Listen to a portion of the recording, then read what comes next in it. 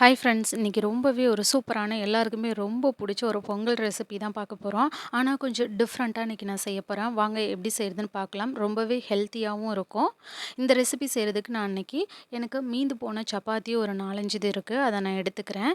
இப்போது இதை நீங்கள் சின்ன சின்ன பீசஸாக கட் பண்ணி நீங்கள் மிக்ஸி ஜாரில் சேர்த்துக்கோங்க. இப்போது இதை நம்ம நல்லா குருணை மாதிரி அரைச்சி எடுத்துகிட்டு வந்துடலாம். இப்போ எனக்கு சப்பாத்தி அரைச்சப்ப 2 கப் கிடச்சிது. அதனால நான் 3/4 கப்புக்கு நல்லா பாசிப்பருப்பு எடுத்திருக்கேன். அதை இந்த மாதிரி நல்லாவே நான் குக்கரில் வச்சு வேக வச்சு எடுத்துகிட்டு வந்துட்டேன். இப்போ ஒரு பேனில் நம்ம ரெடி பண்ணி வச்சுருந்த அந்த கோதுமையை சேர்த்துக்கலாம், சப்பாத்தியை. அது கூடவே நம்ம ரெடி பண்ணி வச்சுருக்க அந்த பாசிப்பருப்பையும் சேர்த்துக்கலாம்.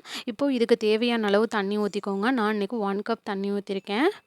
இப்போ நீங்க இது மாரி மிக்ஸ் பண்ணி விட்டீங்கன்னா, உங்களுக்கு அந்த கன்சிஸ்டன்சி தெரியும். கிட்டத்தட்ட ஒரு 5 மினிட்ஸ்லேயே அந்த சப்பாத்தி எல்லாம் கொஞ்சம் சாஃப்ட் ஆகி, நல்லாவே பிளெண்ட் ஆகி உங்களுக்கு வந்துரும். இப்போ சப்பாத்தில ஆல்ரெடி உப்பு இருக்கும். அதனால இப்போ உங்களுக்கு தேவையான அளவு உப்பு போட்டுக்கோங்க. ஒரு டைம் பார்த்துக்கோங்க உப்பு கரெக்ட்டா இருக்கா இல்லையான்னு. இப்போ எனக்கு அந்த கன்சிஸ்டன்சி ஆல்மோஸ்ட் ரீச் ஆயிடுச்சு. இப்போ இதுக்கு தேவையான தாளிப்பு ரெடி பண்ணிக்கலாம். அதுக்கு நான் இன்னைக்கு ஒரு 2 டேபிள் ஸ்பூன் நெய் எடுத்திருக்கேன். அதில தாளிக்கிறதுக்காக ஒரு 1 டீஸ்பூனுக்கு பெப்பர் போட்டிருக்கேன். பெப்பர் நல்லா வெடிச்சதுக்கப்புறம் நறுக்கி வச்சிருக்க பொடி பொடியா கட் பண்ணி வச்சிருக்க இஞ்சி சேர்த்துக்கிறேன். இப்போ இது கூடவே ஒரு 1 டீஸ்பூனுக்கு ஜீரகம் சேர்த்துக்கிறேன். ஜீரகம் வெடிச்சதோட நான் இங்கே ஒரு 5, 6 முந்திரி வச்சுருக்கேன். அதையும் சேர்த்துக்கிறேன். இப்போது முந்திரி ஓரளவுக்கு கலர் சேஞ்ச் ஆனதோட இதில் கருவேப்பிலை நம்ம போட்டுக்கலாம். கண்டிப்பா பொங்கல் செய்யும்போது பெருங்காயத்தூள் கண்டிப்பா போடுவோம். அதனால நான் இப்ப தாளிக்கும்போது அது கூடவே நான் பெருங்காயத்தூள் போட்டுக்கிறேன். நம்ம பொங்கல் செய்யும்போது அரிசியோட வேக வச்சுருவோம் பெருங்காயத்தூள் போட்டு.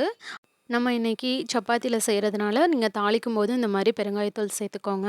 அவ்வளோதான், நமக்கு தாளிப்பு ரெடி ஆயிடுச்சு. இப்போ ஆல்ரெடி நமக்கு ரெடியா இருக்க அந்த பொங்கலோட இத சேர்த்துக்கலாம். இப்போ நீங்க சேர்த்து விட்டுட்டு நல்லா மிக்ஸ் பண்ணி விட்டுக்கோங்க. இதில இருக்கிற நெய்யே உங்களுக்கு போதும். உங்களுக்கு எக்ஸ்ட்ரா வேணுனாலும் நீங்க போட்டுக்கோங்க. இந்த மாரி நீங்க ஹெல்த்தியா குழந்தைங்களுக்கு செஞ்சு குடுத்தீங்கன்னா, ரொம்பவே விரும்பி சாப்பிடுவாங்க.